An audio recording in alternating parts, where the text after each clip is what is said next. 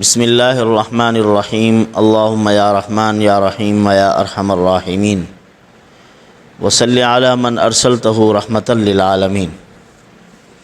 معزز خواتین و حضرات، آج انشاءاللہ العزیز ہم آپ کو ایک عمل دیں گے اور اس کے ساتھ ساتھ تربیت بھی دیں گے، آداب بھی بتلائیں گے۔ عمل ہے اولاد کو راہ راست پر لانے کا، اولاد کی نیک تربیت کا، اولاد کو خوب سے خوب تر بنانے کا، اور اس کی جو شرعی رہنمائی اور ہدایت ہے وہ بھی ہم آپ کی خدمت میں عرض کریں گے۔ برادران عزیز، والدین پر سب سے پہلے جو فرائض اللہ تعالیٰ نے لاگو فرمائے ہیں ان میں سے سب سے پہلا فریضہ یہ ہے کہ رشتے کا انتخاب کرتے ہوئے آگے توالد و تناسل کا جو سلسلہ چلے گا، اولاد کا جو سلسلہ چلنا ہے، اس پر نظر رکھنی ہے اور پھر عورت کا انتخاب کرنا ہے، خاندان کا انتخاب کرنا ہے کہ میں جس عورت کا انتخاب کر رہا ہوں آیا یہ تربیت کے معاملے میں اچھے لوگ ہیں، خاندانی لوگ ہیں، کیا یہ میری اولاد کو صحیح راستے پر صحیح منہج پر ڈالیں گے، یا یہ پھسلانے والے ہیں، ان کی اپنی تربیت کیسی ہے، اور دیندار ہیں یا دنیا دار، ان کے ہاں ان کے ویلیوز کیا ہیں، وہ کس چیز کو اہمیت دینے والے ہیں، ان ساری چیزوں پر نظر کر کے حضور کا فرمان عالی شان ہے، فاظفر بذات الدین، دین کو اختیار کرو، دینی رشتے کو ڈھونڈو، تلاش کرو، دینی عورت کے ساتھ نکاح کرو تاکہ آنے والی نسل اللہ کے دین کے ساتھ وابستہ ہو۔ تو جب اللہ تعالیٰ صاحب اولاد کر دے، اللہ تعالیٰ اولاد کی نعمت عطا فرما دے، بیٹا ہو یا بیٹی، جبھی وہ اس عالم آفرینش میں آئے تو آپ وہیں سے ان کی تربیت کرنا شروع کر دیجئے۔ ایک تو بچہ جب پیٹ میں پہنچا وہیں سے اللہ تعالیٰ کا نظام جیسے اس کے بننے کا شروع ہوا تو آپ کی بھی تربیت وہیں سے شروع ہو جائے، ماں کے پیٹ کے اندر رہتے ہوئے بچے کی تربیت شروع ہو، مشتبہ لقمہ نہ جائے، ماں کوئی گالی نہ بکے، اپنے کانوں سے موسیقی نہ سنے، اپنی آنکھوں سے کوئی غلط چیز نہ دیکھے، اور باپ بھی حرام کما کے نہ لائے، وہ بھی اولاد کی تربیت کے بارے میں پہلے سوچ لے کہ ہم نے ان کو صحیح معنی میں انسان بنانا ہے اور اپنے مسلم معاشرے کو ایک اچھا فرد ہم نے مہیا کرنا ہے، اس کی تربیت کر کے قوم و ملک کے لیے اس کو سود مند بنانا ہے، اور ایسا جو قوم و ملک کے لیے باعث عار ہو، کرپٹ، حرام خور، دنیا کا دل دادا، جس کے ہاں انسانیتی اقدار کی کوئی اہمیت نہیں ہے، اس کو معلوم نہیں، وہ سب کچھ دنیا کو، اس گھٹیا چیز کو اپنا مقصود و مطلوب سمجھتا ہے اور اس کو حاصل کرنے کے لیے انسانیت سے گر چکا ہے، وہ کہیں کسی حد تک بھی جا سکتا ہے۔ تو کیا فائدہ آیا ایسی دولت کا، ایسے معاملات کا؟ تو ہم نے انسان تیار کرنا ہے، ایک انسان بنانا ہے، اور اس کو اللہ کی رضا کی جستجو پیدا کرنی ہے۔ اکابرین ملت کو دیکھیں جنہوں نے اپنی اولاد کو صحیح منہج پر ڈالا اور منہج نبوت پر ان کی تربیت کی، اور اس کے ساتھ چلتے رہے آہستہ آہستہ ان کی اولادوں میں سے وہ جو بنے، ایک کائنات میں آسمان کے افق پر ایک بہت بڑے عالم بن کر ظاہر ہوئے، جنہوں نے پوری دنیا کو روشن کیا۔ پھر تو ہمیں چاہیے کہ ہم اپنی اولاد کی نیک تربیت کی فکر کریں، رشتے کا انتخاب اچھا کریں، خاندانی عورت کے ساتھ نکاح کریں، اور پھر اس کے بعد ایسے بچے تیار ہوں گے جو قوم و ملک کے لیے، ملت کے لیے مفید ہوں گے۔ دیکھیں، بلخ سے آئے ہوئے امیر زادے، ان کے گھروں میں ذکر ہوتا تھا حضرت خواجہ نظام الدین اولیاء رحمۃ اللہ علیہ کا، اور ان کے ساتھ حضرت پیر نصیر الدین چراغ دہلوی رحمۃ اللہ علیہ کا گھر میں بیٹے ہوئے بلخ سے ہندوستان ہجرت کر کے آئے ہوئے تھے۔ اللہ تعالیٰ نے اولاد دی، ہر وقت ذکر چل رہا ہے اللہ والوں کا، کبھی خواجہ نظام الدین اولیاء کا ذکر ہے، کبھی حضرت چراغ دہلوی رحمۃ اللہ علیہ کا ذکر چل رہا ہے۔ تو بیٹے سن رہے ہیں، بزرگوں کے تذکرے سن رہے ہیں، اللہ والوں کے تذکرے سن رہے ہیں۔ اللہ نے وہ تربیت کی ان کی، دل میں شوق اور جذبہ اور داعیہ پیدا ہوا کہ ہمیں بھی ان اللہ والوں کو دیکھنا بھی چاہیے، ان کی صحبت میں رہنا بھی چاہیے اور ان جیسا بننا بھی چاہیے۔ وہی بچہ آیا حضرت کی خدمت میں، دہلی میں حضرت چراغ دہلوی رحمۃ اللہ علیہ کی زیارت کی۔ زیارت کرنے کے بعد تھوڑا عرصہ ان کی صحبت میں رہے، پھر کہنے لگے استاذ محترم، میرا جی چاہتا ہے میں علم کو چھوڑ دوں، سالکین کی راہ اختیار کروں، اولیاء کا راستہ اختیار کروں۔ استاذ محترم نے، پیر و مرشد نے بڑے صبر و تحمل اور محبت کے ساتھ فرمایا، بیٹا تعلیم کو نہ چھوڑو، اللہ نے آپ سے بہت بڑا کام لینا ہے، بہت بڑا کام لینا ہے۔ آپ بڑی توجہ سے علم کو پڑھو، بڑی توجہ سے کتابوں کو پڑھو، ایک وقت آئے گا آپ بہت بڑے عالم، عارف، اللہ کو پہچاننے والے بنو گے۔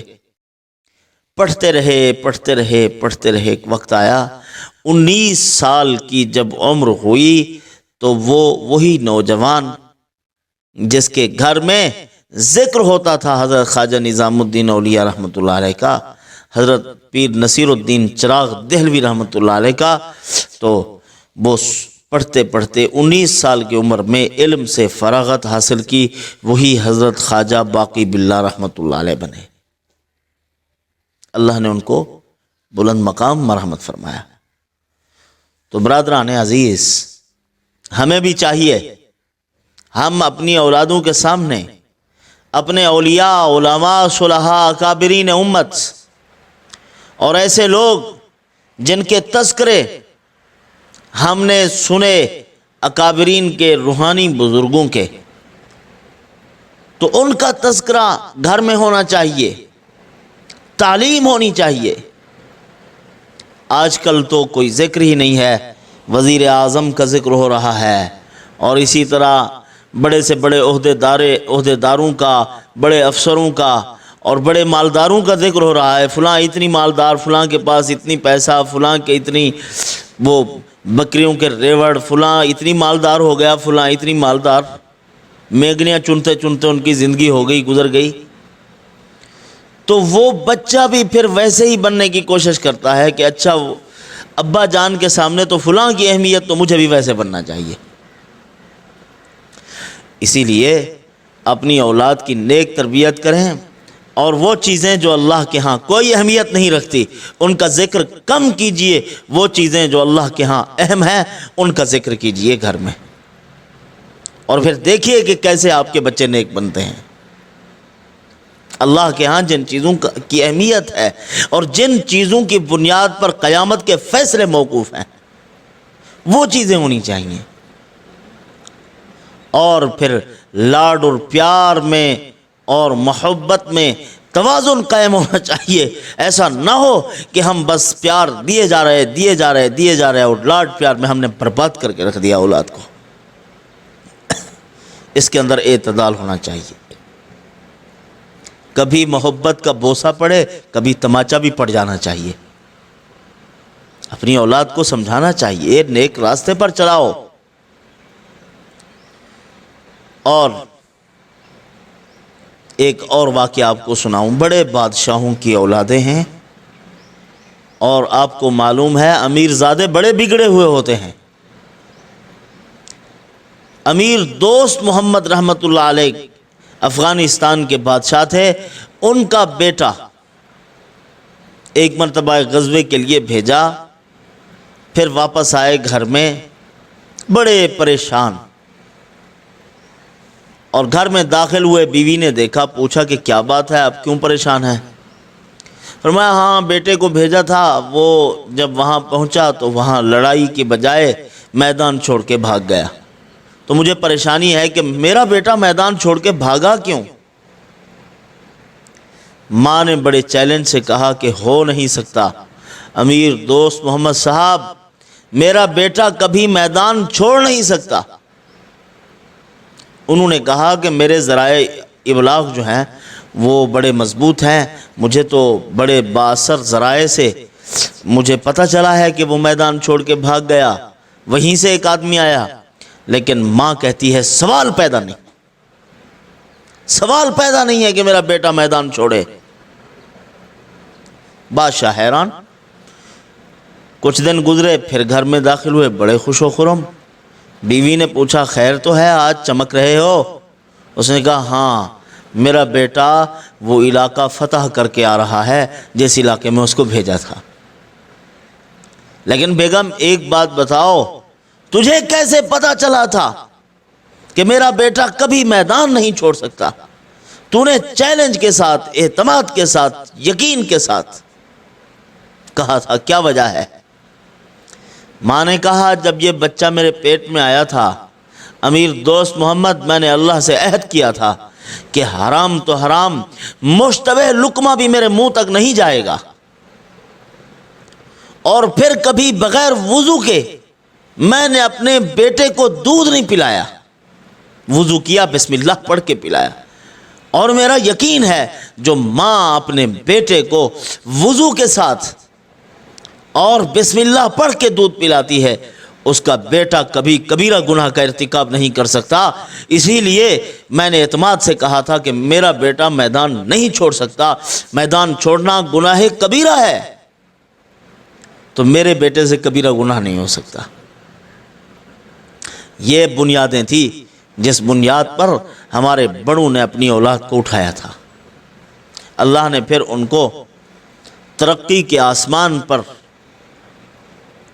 بڑے بڑے عظیم ستاروں کی صورت میں چمکایا، اور صدیاں بیت گئی، ان کے ناموں کو روشن رکھا ہے اللہ تعالیٰ نے، آج تک روشن ہے۔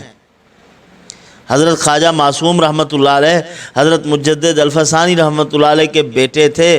گھر کی تربیت یہ تھی کہ مسجد میں لوگ آتے نماز پڑھنے کو، حضرت خوش نصیب لوگوں کی جوتیاں ایک طرف کر دیتے، بد نصیبوں کی دوسری طرف۔ حضرت پریشان ہو گئے کہ اتنی چھوٹی سی عمر میں ابھی سے اس کو کشف ہونے لگا ہے، اپنے بزرگوں کی خدمت میں لے گئے، حضرت کیا بات ہے، کیا وجہ ہے اس کی، یہ کیوں ہو رہا ہے؟ اتنی جلدی ان کا اندر روشن ہو گیا۔ تو حضرت نے دعا کی تھی، پھر وہ کیفیت سلب ہو گئی تھی۔ یعنی دیکھیں چھوٹی سی عمر میں، اور حضرت نے خواب دیکھا تھا، اپنے مرشد سے پوچھا کہ حضرت اس کی تعبیر کیا ہے؟ حضرت نے فرمایا اللہ تعالیٰ تجھے ایک ایسا بیٹا عطا فرمائیں گے ساری زندگی وہ کبیرہ گناہ نہیں کرے گا۔ وہی خواجہ معصوم رحمۃ اللہ علیہ پیدا ہوئے تھے۔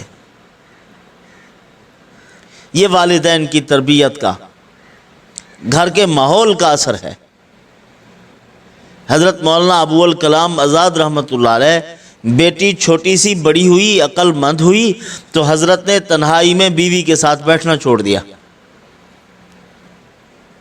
دیکھیں کیا ہے، بیٹی کی تربیت پہ اثر پڑے گا۔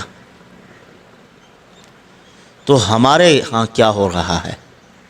آج کل بڑے عقل مند، دانا، فلسفی، بڑے دانا و بینا و دانشور کیا سے کیا کر رہے ہیں، گھروں کا ماحول کس قدر بگڑا ہوا۔ ماحول مغربی تہذیب کا، امیدیں خیر القرون کی، کہ خیر القرون میں جو لوگ اللہ کے پیارے پیدا ہوئے تھے وہی بیٹے، وہی بچے ہمارے گھر میں پیدا ہو جائیں۔ گھر کی تربیت سنبھالنی پڑے گی۔ حضرت سید ابو الحسن ندوی رحمۃ اللہ علیہ نے لکھا ہے اللہ تعالیٰ نے مجھے اکابرین کی سوانح عمری پڑھنے کا موقع عطا کیا، ان کی زندگیاں میں نے پڑھی، یہ مجھے اللہ نے سعادت مرحمت فرمائی، اور میں نے دیکھا کہ جتنے بھی بڑے کارنامے سر انجام دینے والے لوگ پیدا ہوئے، عظیم ہستیاں پیدا ہوئی، ولایت کے آفتاب تک پہنچی۔ فرمایا میں نے ان کو دیکھا، ان کے ہاں ان کی ماؤں کی تربیت تھی، ماؤں نے ان کو ٹھیک کیا تھا، ماؤں کی تربیت ان پر اثر انداز ہوئی، ماؤں کی ولایت کے انوارات و برکات ان پر پڑے، اللہ تعالیٰ نے پھر ان کو یہ سعادتیں مرحمت فرمائی تھیں۔ تو اپنے بیٹے کو شقاوت و بدبختی سے نکالنے کے لیے، سعادت اور اسی طرح خوش بختی میں داخل کرنے کے لیے رسول اللہ صلی اللہ علیہ وسلم کی تعلیمات، اولیاء و اکابرین امت کے راستے بتلائے ہوئے، اہدنا الصراط المستقیم، یہ ہے صراط مستقیم، یہ راہ ہدایت ہے۔ ایاک نعبد و ایاک نستعین تو پڑھتے ہیں، لیکن مدد کس چیز کے لیے حاصل کرنی ہے؟ اے اللہ ہم خود تیرے راستے پہ چل نہیں سکتے، اس میں مدد فرما کہ ہمیں اپنی آپ کی مدد کی اہم ضرورت ہے تیرے راستے پر چلنے کے لیے، یہ مدد فرما۔ ہم دنیا کے معاملات میں ساری مدد چاہتے رہتے ہیں، ہدایت کے معاملے میں مدد نہیں چاہتے۔ اے اللہ ہم تیری راہ پر ایک قدم نہیں چل سکتے جب تک تیری مدد شامل حال نہ ہو، تو ہمیں ضرورت ہے اس چیز کی۔ اللہ تعالیٰ نے فرمایا ٹھیک ہے میرے بندو، اگر تمہیں ضرورت ہے میں نے راستہ دکھا دیا، بتا دیا، اور جو میرے ساتھ تعلق قائم کرے گا میں اس کو منزل مقصود تک بھی پہنچا دوں گا۔ وہ کون لوگ ہیں جن کا راستہ ہے صراط الذین انعمت علیہم، وہ لوگ جو انعام یافتہ بندے ہیں اللہ تعالیٰ کے۔ وہ کون سے انعام یافتہ؟ اولئک الذین انعم اللہ علیہم من النبیین والصدیقین والشہداء والصالحین وحسن اولئک رفیقا۔ اللہ پاک نے فرمایا یہ ہیں دوستی لگانے کے قابل، اور انہی کو میں نے اپنا قرب بخشا، اور انہی کو میں نے اپنے انعام یافتہ بندوں میں شامل فرمایا ہے۔ تو آئیے اب آپ کو وظیفہ بتلاؤں جس کے ذریعے سے ہم اپنی اولادوں کو ٹھیک کر سکتے ہیں، ان کو راہ راست پر لگا سکتے ہیں، ان کے لیے دعا اور بھیک مانگ سکتے ہیں اللہ کی بارگاہ میں۔ تو اللہ تعالیٰ ضرور آپ کی اولاد کو نیک صالح بنائیں گے جب آپ فکر کریں گے۔ جب ہمیں خود کو فکر نہیں ہوگی اولاد کی تو پھر اولاد کیا بنے گی؟ بگڑتی ہی چلی جائے گی۔ تو سب سے پہلے آپ نے 2 رکعت نماز ادا کرنی ہے۔ پہلی رکعت میں سورۃ فاتحہ کے بعد آیت الکرسی، اور دوسری رکعت میں سورۃ فاتحہ کے بعد قل هو اللہ احد، سورۃ اخلاص پڑھنی ہے۔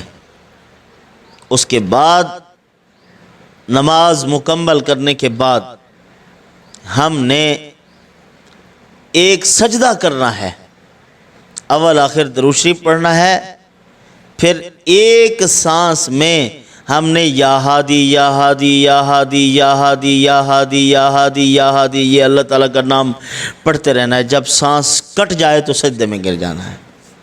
جب تک سانس ہو، یعنی درود شریف ایک سانس سے پڑھ لیں 3 مرتبہ پہلے، اور بعد میں بھی اپنا سجدے کے بعد پڑھنا ہے درود شریف۔ پھر پہلے پڑھنا ہے آپ نے درود شریف، پھر یا ہادی ایک سانس میں پڑھنا ہے، یا ہادی یا ہادی یا ہادی۔ جب سانس کٹ جائے تو سیدھا سجدے میں گر جانا ہے۔ پھر اللہ تعالیٰ سے دعا مانگنی ہے کہ اے ہدایت دینے والے، میرے بیٹے کو، میرے بچوں کو اے اللہ ہدایت عطا فرما، اور ان کے لیے عزت کی دعا بھی مانگے، ان کے لیے دولت کی دعا بھی مانگے۔ اے اللہ رزق حلال اس پرفتن دور میں ہماری اولاد کو عطا فرما دے، حلال و حرام کی تمیز نصیب فرما دے۔ اے اللہ ان کو راہ ہدایت پر رکھ، ان کو صراط مستقیم پر چلا۔ تو جب ہم یہ پڑھیں گے اس کے بعد دعا مانگیں گے تو اللہ تعالیٰ ضرور اثرات ڈالیں گے، ہماری اولاد کو راہ راست پر ڈالیں گے، نیک راستے پر چلائیں گے، ہر قسم کے شرور و فتن سے اللہ ان کی حفاظت فرمائیں گے، اور اسی گئے گزرے دور میں اللہ پاک ایک مثال قائم کر دیں گے کہ فلاں کے بیٹے بہت نیک ہیں، فلاں کی بچیاں بہت اچھی، تو اللہ تعالیٰ ان کے اندر ولایت کے آثار پیدا کر دیں گے۔ یہ وظیفہ کیجئے اور کر کے اللہ تعالیٰ سے دعائیں مانگیے، اور ہمیں بھی دعاؤں میں یاد رکھیے، پوری امت مسلمہ کے لیے دعائیں کریں۔ یہ دعا جو میں نے بتلائی ہے ابھی طریقہ، یہ مستجاب دعا کا بھی عمل ہے، اس کے بعد دعا یقیناً قبول ہوتی ہے، تو آپ وہ بھی مانگ لیں۔ اہل فلسطین کو اپنی دعاؤں میں یاد رکھیں، مظلوم مسلمانوں کو اور انسانیت کا درد رکھنے والے لوگوں کے لیے دعا کریں کہ اللہ تعالیٰ اپنے بندوں کی حفاظت فرمائے، ہر قسم کے شرور و فتن سے محفوظ فرمائے۔ وما علینا الا البلاغ۔